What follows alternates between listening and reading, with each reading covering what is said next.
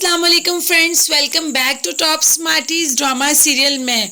आयरा बात करते हुए सुन लेती है भाभी को भाई के साथ कि जब से शादी करके आई हूँ आपने आयरा की जिम्मेदारी मेरे पे डाल दी है। कभी आप मुझे बाहर लेके नहीं गए, कभी आयरा के पेपर होते हैं, कभी आयरा घर होती है। मेरी जिंदगी आयरा के इर्द गिर्द ही घूमती है और आयरा शादी भी नहीं कर रही। आयरा ये सब सुनते ही जैद को फोन कर देती है कि मेरे घर अभी रिश्ता लेके आओ और अपनी भाभी से कहती है कि बस आप थोड़े दिन मुझे बर्दाश्त कर ले, मैं बहुत ही जल्द यहाँ से चली जाऊंगी। जैद को इस बात की खुशी भी होती है, अपने बाप के पास जाता है और आयरा के बारे में सब कुछ बताता है, लेकिन बाप इनकार कर देता है।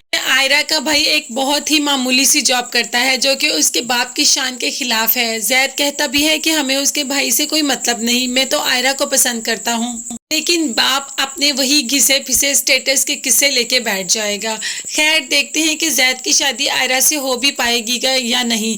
जब पता चलता है मुबशरा को कि कशमाला के लिए रेहान का हाथ मांग लिया गया है तो मुबशरा को बहुत गुस्सा आता है। इसी गुस्से में चीजें इधर उधर फेंकना शुरू कर देती है कि अचानक एक कॉल आती है। कॉल अटेंड करती है तो ये उसका बचपन का दोस्त होता है उमैर, जो कि यूएसए में रहता है और आजकल पाकिस्तान आया हुआ है और रिसेंटली उसने भी अपनी वाइफ को डिवोर्स किया है और उसके 2 बच्चे भी हैं। मुबशरा को उमैर और उमैर को मुबशरा के साथ टाइम गुजारना काफी अच्छा लग रहा है। मुबशरा रहना चाहती है उमैर के साथ।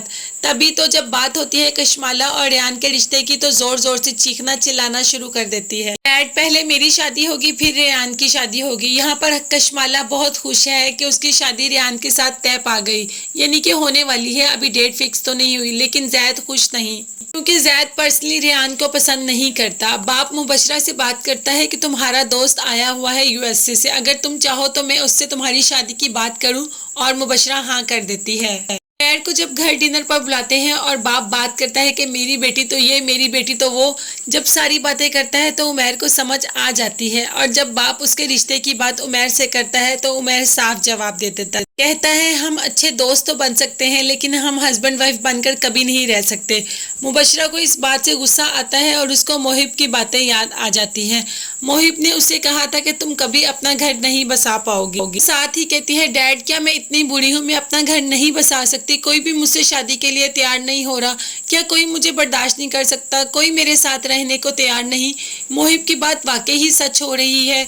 आप अपनी बेटी का दुख नहीं देख सकता और कह ही देता है जैद के बाप से कि देखो मैं तुम्हारी बेटी का रिश्ता ले रहा हूँ ना, तो क्यों ना तुम मेरी बेटी का रिश्ता ले लो जैद के लिए।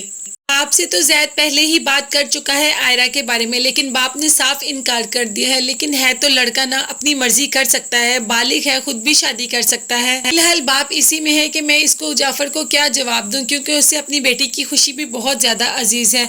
और एंड पे जैद अपनी बहन की खुशी के लिए शादी कर ही लेगा मुबशरा के साथ। फ्रेंड्स आप मुझे कमेंट्स में जरूर बताइएगा, क्या जैद अपनी बहन के लिए कुर्बानी देगा, आखिरकार अपनी मोहब्बत को छोड़ देगा अपनी बहन के लिए। दिन ब दिन ये ड्रामा और ही ज्यादा इंटरेस्टिंग होता जा रहा है। अब क्योंकि अगर जैद शादी कर लेगा मुबशरा के साथ तो आयरा बिल्कुल अकेली रह जाएगी। क्या आयरा को धोखा देगा और आयरा क्या सारी जिंदगी शादी नहीं करेगी और अपनी भाभी के सर पे ही मुसल्लत रहेगी। उसकी भाभी उसको जल्द अज जल्द इस घर से निकालना चाहती है। लेकिन चाहे जो भी है जैद अपनी बहन के लिए कुर्बानी तो जरूर देगा और मुबशरा जैसी खुद से लड़की से शादी करेगा और उसको बर्दाश्त भी करना पड़ेगा क्योंकि उसके घर रेहान के घर उसकी बहन होगी।